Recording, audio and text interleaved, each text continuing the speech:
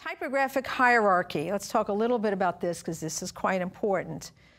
Before choosing fonts, determine the typographic hierarchy of the text. So what does that mean?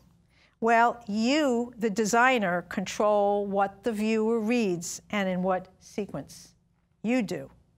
You, the designer, must capture your viewer's attention quickly and keep it, and that's the key. And that's really the key with the web, because the web, it's so easy for people to just click away, okay? They have statistics on that. So this relates to print and tremendously to the web. Okay, so how do you do that? You prioritize levels of information by levels of importance, which means when you start off your copy, either the client's going to have certain things in boldface and say this is a headline, this is a subhead. They might not. And if they don't, you need to find out. Okay? You have to determine what you want your viewer to read first, second, third, etc.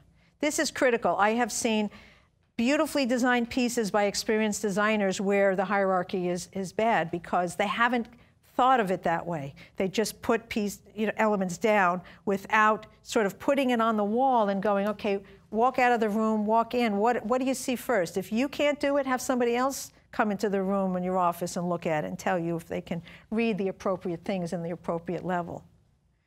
Okay, select and create a typographic focal point. The exception to this is if the focal point of the piece happens to be an illustration or a photograph or something like that, then that might be the focal point of the piece. And like I showed you in some other examples, you have to pull back a little bit in your type treatment and let that speak first.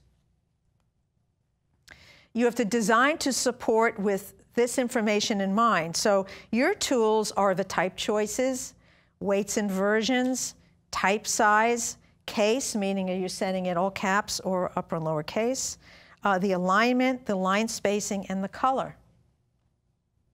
Remember, group information cleanly and clearly, keep groups of information unified, and make the most important information highly visible. Now, whether that information is type or image, you have to decide.